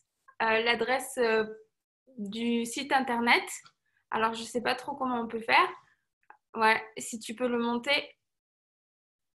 Donc je sais pas, ça marche pas. Enfin moi je le vois pas sur mon écran. Ça y est. Voilà. Je sais pas. Et on avait vraiment à cœur, Christopher et moi et notre communauté, de bénir Florence, de bénir son ministère, mais pas simplement de la bénir elle, mais d'impacter, de semer dans nos vies, pour que nos pensées puissent être alignées et se taire et être alignées avec la pensée de Christ. Déclarer notre identité en Christ et faire un acte prophétique alors qu'elle va prier pour notre délivrance, pour la délivrance des pensées, et que nos pensées soient alignées avec la pensée de Dieu. Et je prie maintenant que vos pensées soient alignées avec la pensée de Dieu concernant cette offrande, afin de bénir son ministère, de bénir son église, de bénir sa famille, afin que nous puissions être bénis et récoltés dans le champ de nos pensées. Que nos pensées soient alignées avec la pensée de Dieu et que nous puissions ouvrir nos pensées à l'entendement et l'esprit du Dieu vivant. Et donc, je vous invite à aller sur le site de l'abri pour pouvoir semer. Si vous descendez un tout petit peu dans le site, en fait, on voit le PayPal, donc vous pouvez semer. Et je crois vraiment que ça peut être pour vous et pour chacun d'entre nous une semence, un acte prophétique afin qu'on puisse récolter notre victoire dans nos pensées. Donc, vas-y, je te laisse la suite, Florence. Merci beaucoup. J'apprécie beaucoup votre gentillesse de bénir notre ministère. Sachez quand même que ça sera aussi pour bénir Shalom. Je pense que c'est eux qui décideront dans le partage de l'offrande. Moi, je suis toujours pour que les communautés soient aussi bénies.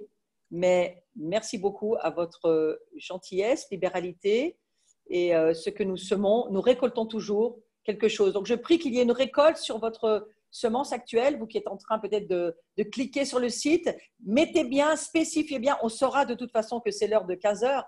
Mais si vous pouvez spécifier sur le PayPal quand vous donnez pour Shalom, c'est bien pour nous parce que dans notre comptabilité, on a beaucoup de choses qui arrivent sur cette comptabilité du site. Et si vous spécifiez pour Shalom, alors quand on va faire les comptes des Écritures sur le site PayPal, alors on pourra vraiment, ça sera beaucoup plus facile pour nous. Mais on sait qu'à partir de cette heure-ci, voilà, vos finances, vous les semez dans ce que fait Shalom et dans moi, ma participation avec cette chère famille. Et Seigneur, je prie qu'il y ait une récolte pour notre nation. Amen. Amen. Et que vraiment cette semence, ça soit pour que chacun puisse voir multiplier les révélations prophétiques, les révélations identitaires, que chacun puisse devenir un transmetteur d'identité là où il se trouve, là où il est placé, et redonner tout ce que tu as permis qu'ils puissent voir en révélation de qui ils sont, de qui tu es, et que ça grandisse et que ça continue, et qu'il y ait une maturité sur notre nation. Je prie, Seigneur, que ces semences soient vraiment une bénédiction pour le pays aussi, pour la communauté Shalom, pour le couple Christopher et Marine et tous ceux qui sont dans cette communauté prophétique. Seigneur, tu bénis et tu multiplies les ressources et que ton nom soit élevé aujourd'hui sur tout ce que nous sommes en train de faire. Je crois que c'était une œuvre que tu avais préparée, Seigneur Jésus. Et les œuvres, tu les prépares pour que tu puisses libérer ta bénédiction. Amen, amen, amen. Voilà, moi j'aime toujours beaucoup ce temps où on donne. Alors j'attends parce que ne pensez pas que vous allez rater un moment. J'attends, le Saint-Esprit va me dire quand je vais commencer vraiment à prier. Mais je vais aller juste pendant, je vous laisse encore le temps de faire vos dons, mais puis vous pouvez de toute façon y aller encore après. Hein. Mais il y a ces mentalités du désert aujourd'hui. Alors c'est vrai on peut peut-être dire que le confinement c'est une forme de désert. Pour certains, ce n'est pas du tout un désert. Pour d'autres, c'est vraiment un désert. Et en tous les cas, il y a des mentalités aussi de nos vies dans le passé qui nous ont… On a vécu des déserts dans nos vies. Et ces déserts-là, aujourd'hui, je crois que le Seigneur est en train de dire « je les détruis ». Par l'onction de Jérémie, j'arrache… Vous savez, Jérémie avait une onction, c'était très intéressant d'y repenser. À la fois, il arrache, il abat. Il détruit, il démolit, il renverse, il ruine. Donc, il y a vraiment une onction pour détruire et anéantir des choses qui ne doivent plus faire partie de nos vies. Ça, c'est le travail surnaturel de Dieu. Et puis, il y a deux verbes beaucoup plus positifs pour planter, pour construire, pour édifier. Et l'onction de Jérémie, elle est vraiment sur les deux points. Elle est sur le fait de arracher, détruire, renverser, ruiner, et puis elle est sur le fait de édifier et planter. Et moi, ce que je prie, c'est que la semence que tu plantes là, elle amène à ton édification, à la fois comme personne et à la fois comme communauté. Moi, je veux bénir cette communauté de Shalom et toutes les autres communautés prophétiques. Peut-être que vous appartenez à d'autres communautés prophétiques. Eh bien, que cette semence que vous mettez, elle soit la marque prophétique, un acte prophétique pour dire, Seigneur, moi, je plante dans l'édification et aussi la plantation que tu veux faire dans ma vie et dans ma communauté et dans ma nation, parce que bien entendu, ça va avec. Et que nous puissions, Seigneur, comme cet enfant qui a donné ses pains et son pique-nique pour donner à manger à des multitudes, il t'a offert le pique-nique. Je me dis que cette semence qu'on donne aujourd'hui, c'est comme le pique-nique, on t'offre une petite partie de ce qu'on peut te donner, ce que toi, tu nous as déjà donné, mais toi, tu peux le multiplier. Et que chacun puisse devenir l'objet de la multiplication. Voilà, ça, c'est vraiment ma prière aujourd'hui. Je te remercie, Seigneur, parce que toi, tu aimes tellement ça, multiplier les choses. Amen.